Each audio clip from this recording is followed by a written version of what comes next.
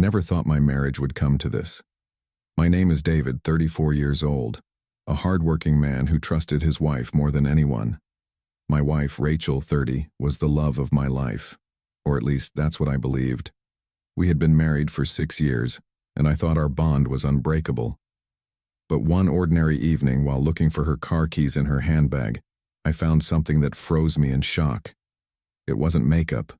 It wasn't perfume. It was a pack of men's protection, something we never used in our marriage. My heart pounded, my hands trembled, my mind screamed only one word: betrayal. I didn't confront her right away. Instead, anger and heartbreak twisted into something darker, an idea for revenge. That's when I decided to replace it with something she would never expect, and that one decision changed everything. If you are watching this right now, drop a comment letting me know where you are viewing from. Before I tell you about this life-changing decision, hit like and subscribe to hear more real stories. Rachel always said she loved feeling clean, but lately, it was different. She had started showering twice a day, every single day. Morning before work, night before bed. At first I laughed it off, even teased her about being too fresh. But soon, that habit began to gnaw at me. Why the sudden change after 6 years of marriage? That evening, I sat on the couch, half watching the TV while she disappeared into the bathroom for her second shower. The sound of water running felt endless, like a clock ticking in my chest. My eyes fell on her handbag, carelessly left open on the coffee table. I never invaded her privacy before, but something in me whispered, "Look." With shaking hands I reached inside. Lipstick, keys, wallet. Then my fingers brushed against a small box. I pulled it out, and the sight nearly stopped my heartbeat. It wasn't perfume, it wasn't makeup. It was protection, something we had never used in our marriage. My body went cold. My mind screamed questions, but no answers came. All I could hear was the water running, and all I could feel was betrayal creeping in like poison. I sat frozen on the couch, that little box burning in my hand like fire. My chest felt heavy, my throat dry, and my heart beat so loud I swore Rachel might hear it over the shower. Protection? Why? We never needed it. We trusted each other. At least, I thought we did. The water kept running. She was singing softly, like everything in her world was normal, while mine had just fallen apart. A storm of questions tore through my head. Was she seeing someone else? How long has this been going on? And why didn't I see it before? My eyes blurred with tears I refused to let fall. Anger and sadness fought inside me. Part of me wanted to confront her right there, to scream, to demand the truth. But another part was terrified. Terrified that the answer would destroy the last pieces of the life I believed in. So I put the box back exactly where I found it, closed her bag, and sat quietly as if nothing had happened. But deep down, I knew nothing would ever be the same again. That night, I lay in bed beside Rachel, staring at the ceiling while she scrolled through her phone. She smiled at something on the screen, then turned over and kissed me goodnight like nothing was wrong. But my heart wasn't the same. It pounded with every thought, every question. I couldn't sleep. Every time she shifted beside me, I kept wondering, who is she texting? Who is she thinking about? Her habit of showering twice a day suddenly felt like a mask, washing away evidence I was too scared to face. Over the next few days, I watched her differently. The way she dressed, the way she guarded her phone, the way she avoided eye contact when she came home late saying traffic was bad. My chest tightened with each detail, every little thing adding weight to the suspicion already crushing me. But I said nothing. I smiled when she smiled. I laughed at her jokes. I played the role of the trusting husband, while inside I was breaking piece by piece. I knew I couldn't keep pretending forever. The truth was out there, waiting, and soon I'd have to face it. The days passed, but the weight on my chest only grew heavier. Rachel's second showers became routine, morning before work, evening after she came home. Each time I sat in silence, listening to the water, wondering what she was washing away. One evening, I tried to be casual. I asked, "Rach, why so many showers lately?" She froze for a moment, then forced a smile. "Oh, you know me. I just like feeling fresh." Her answer was light, but her eyes told a different story. They darted away too quickly. That night, she set her phone face down on the nightstand, something she never used to do. I reached for it when she stepped away, but she was quick. Too quick. She snatched it up with a nervous laugh. "Work emails," she said. But the way her voice cracked made my stomach turn. I tried to swallow the anger, but it burned in my chest. Every instinct screamed that something was wrong. I was living in the same house, sharing the same bed, yet I felt like a stranger in my own marriage. And deep inside I knew the cracks in our life were widening, and soon everything would break. I couldn't ignore it anymore. Every smile Rachel gave me felt rehearsed, every touch felt colder than the last. My gut screamed at me. Something was happening behind my back, but without proof I was trapped in my own torment. So I began to watch her, quietly. When she left her phone on the counter, I noticed how quickly she rushed back to grab it. When she said she was meeting her friend for coffee, I timed how long she was gone. Even her clothes carried faint scents of cologne that wasn't mine. At dinner, I studied her face. She laughed at my jokes, but her laughter didn't reach her eyes anymore. She avoided long conversations, rushing off for her nightly shower, leaving me alone with my thoughts. I became an actor in my own home, pretending to be the same trusting husband, nodding, smiling, saying, "I love you." While inside, I was breaking. My nights grew longer, my mind racing with shadows of betrayal. And as I lay awake one night, staring at her sleeping face, I made a silent promise. I would uncover the truth no matter how much it hurt. One evening, as Rachel stepped into the bathroom for her second shower, I felt my heart pounding. The sound of running water gave me a window of time. Just a few minutes. Her handbag was right there, resting carelessly on the chair. My hands shook as I reached for it, terrified she might walk out any second. I unzipped it slowly, every tiny sound echoing like thunder in my ears.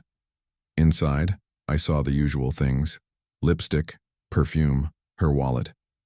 For a second, I almost convinced myself I was crazy, that maybe I was imagining everything. But then, tucked into a hidden side pocket, I felt something strange. When I pulled it out, my breath caught. It was a small box, one that had no place in a married woman's bag. My vision blurred, my chest tightened, and in that moment, the truth I had feared for weeks slammed into me like a punch. I shoved everything back quickly as the shower stopped. My heart raced as I sat on the couch, pretending to scroll my phone. She walked out, smiling like nothing had happened. But inside, I was shattered. I knew now. My wife was hiding something unforgivable. That night I couldn't sleep. I lay awake, staring at the ceiling, listening to Rachel's calm breathing beside me. She looked so peaceful, but I knew now it was all a lie. My hands clenched the blanket, rage boiling under my skin. How could she smile at me every day, kiss me goodnight, and still carry something like that in her bag? I replayed every moment in my head: her long showers, the sudden change in perfume, the distant way she held me. Each memory stabbed me like a knife. I wanted to shake her awake, demand the truth right then and there. But another voice inside me whispered, "Not yet. Don't confront her without proof." So I forced myself to stay calm on the outside. I laughed at her jokes, asked about her day, even kissed her goodbye in the mornings. But inside, I was plotting. Every detail mattered now. Every move she made could be the clue that confirmed my worst fear. I wasn't just a husband anymore. I had become an investigator in my own home. And sooner or later, Rachel's lies would catch up with her. The next day, I decided I couldn't just sit back anymore. If Rachel was betraying me, I needed proof. Undeniable proof. I waited until she left for her evening yoga class, then walked into our bedroom with a heaviness in my chest. Her handbag was there again, sitting like a ticking bomb. This time I didn't just check, I planned. I carefully noted where every single item was placed, the angle of her lipstick, the position of her wallet. Then I placed a tiny folded piece of paper inside, right next to that hidden pocket where I had found the box before. On it, I wrote just 3 words. I know everything. My hands trembled as I slipped it in. Would she notice? Would she panic? Or would she pretend like nothing had changed? I didn't know. But one thing was certain. I wasn't going to let this slide anymore. When she returned home, her face looked calm, almost glowing after her second shower of the day. But my eyes were locked on that handbag. My trap was set, and soon I would know the truth. That evening, Rachel walked into the bedroom like nothing was wrong. She hummed softly, placed her yoga mat in the corner, and picked up her handbag from the chair. I pretended to scroll through my phone, but inside my chest, my heart was pounding so loud I was sure she could hear it. She unzipped the bag casually, her fingers brushing through the same pocket where I had slipped the note. For a split second, her face froze. Her smile disappeared. Her eyes flickered. Fear, shock, maybe even guilt. She quickly stuffed the bag back down and forced a smile at me, but it was too late. I had seen it. She avoided eye contact all night, moving nervously around the house, taking an unusually long second shower before bed. That's when it hit me. My wife was hiding something big, something dark. And for the first time, she knew that I knew. I didn't confront her yet. I just watched her. And in that silence, the distance between us grew wider than ever before. The next morning, Rachel barely looked at me. She made coffee without asking if I wanted any, and her eyes stayed glued to her phone the whole time. Normally she'd laugh, share stories, or complain about her boss. But now, silence filled the room like a heavy fog. I sat across from her, studying every movement. She tapped her foot nervously, kept glancing at her handbag, and for the first time, I realized she was afraid of me. Not in a physical way, but afraid that I had seen too much. When she left for work, I stood in the doorway watching her walk away. My chest burned with anger, but my mind whispered, not yet. I needed more than suspicion. I needed proof so strong that she couldn't twist it, couldn't lie her way out of it. But every second I stayed silent, the betrayal cut deeper. It was like living with a stranger who showered twice a day to wash away her lies. That evening, Rachel came home later than usual. She tossed her handbag on the couch and rushed straight to the shower, her second one of the day like clockwork. I sat quietly, pretending to watch TV, but my eyes stayed on that bag. When she finally came out, her phone buzzed on the table. She froze just for a moment before snatching it up. But in her rush, she made a mistake. The screen lit up long enough for me to catch a glimpse. It wasn't just a random number. A name appeared. Mark. My stomach dropped. My hands clenched the armrest so tight my knuckles turned white. She laughed nervously, muttered something about just a coworker, and slipped into the bedroom. But I had seen it. I knew now. There was a man. That tiny heart beside his name was the proof I'd been waiting for. My world shattered, but my anger hardened into something else. Resolve. That night I couldn't sleep. Rachel lay beside me, breathing steadily, but my mind was racing. The image of that name, Mark, kept burning in my head. Every second my anger grew sharper, cutting away at the trust I once had. By morning I knew what I had to do. I couldn't just sit and wait for her lies anymore. I needed to see the truth with my own eyes. So I started watching her routines more carefully. When she showered, when she left, when she came home.